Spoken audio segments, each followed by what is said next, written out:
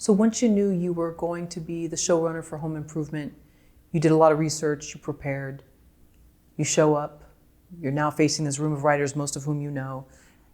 How are you dealing with that? And was it as you imagined? Well, first of all, I gave them all homework.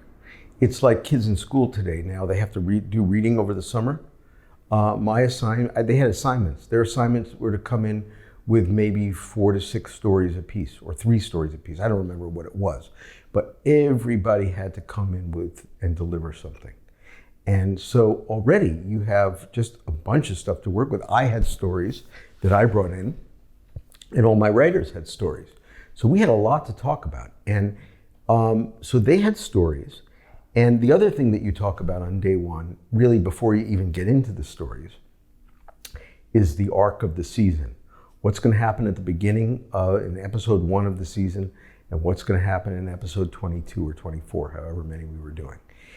And once you kind of set up that general arc, then you get to the stories, because the arc tells you where you want the characters to go. So the stories that these writers come in with, they're not that worked out, because first you have to decide on your arc and where you want your characters to go. But I'm pretty confident that all of us came in with stories that then actually did fit in with the arc, or we could tweak to the arc, and that's how we got started. So ideally you get started with just a burst of energy, and everybody's really excited to be there. It's the first day of work. People are getting paid to be writers in television in Hollywood, and it's a privilege. How do you know you're keeping the story moving forward? Were there times when you thought you were doing things that were great, jokes were funny, but then you stood back and said, the story isn't moving forward? Well, in traditional multi-camera sitcom, there's always the tendency to make it too many jokes and slow down the scene, because you think you're being so funny with all the jokes people are telling. But it becomes pretty evident along the way if people are just standing around telling jokes and the story isn't being served. So, and then if you have a staff of good people, someone's gonna say, hey, don't we need to get to this story point sooner? And could we cut this? So that's very common. Speaking of cutting, I'm thinking of, let's say, Three's Company, and sometimes like Mr. Roper would come in, and it was just a look. He didn't have to say a word, and you already knew he was either judging Jack Tripper or somebody.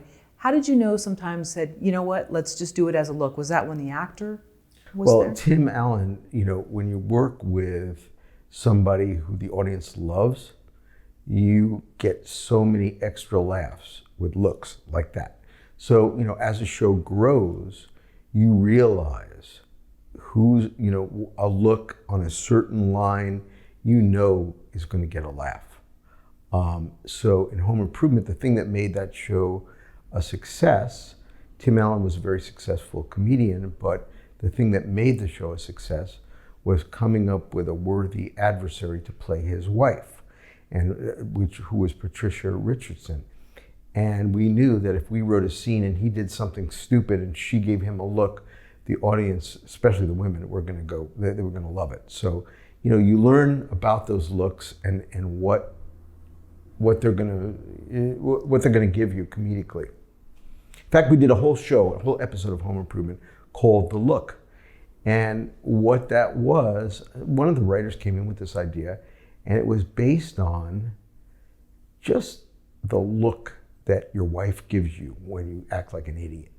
And so this whole thing the episode was called The Look, and it featured a very funny comic named Blake Clark, and he played the owner of a hardware store in Home Improvement, and his wife, played by a very funny ex-groundling named Shirley Prestia, and he would talk about the look that he would get, and I guess we did stuff with Tim and his wife at home. But with Blake and Shirley, she had one of those looks. She'd give him the look, the audience would go crazy, and then he'd give the look back. And Tim was in the scene too, and he'd be looking at them, giving each other the look. And the laughs they spread. No dialogue at all. The laughs, every time the director knew when to cut from look to look to look to look, and the the laughter just built like crazy. It was a really funny episode. Do you think that's what distinguishes a lot of new writers versus more seasoned, is knowing when to cut out some of the jokes and to go to the looks? You know, it's what distinguishes watching a show grow, because you don't know when you start a show what's going to hit from which actors. So it's learning the whole thing. It's not just what's on the page, it's what's on the stage. So if the actors are really gifted physically and you start to see audiences reacting, or even in a single camera show, you can tell if somebody's reaction is just hysterical. And you know, you make a mental note of that, and then you start to use that. But it usually grows from seeing the actors work with the material. Now, forgive me, didn't that happen with a show that you did called Duet, where two stars started out as the main characters and then it was flipped That toward was the a end, whole other bit of business. I mean, Duet was on when the Fox network first started, and we followed Married with Children, which was a huge hit, and we did okay. Duet was a pretty funny show. The audiences, the studio and the network, they liked the show, but they felt that the two leads weren't as funny as these two side characters.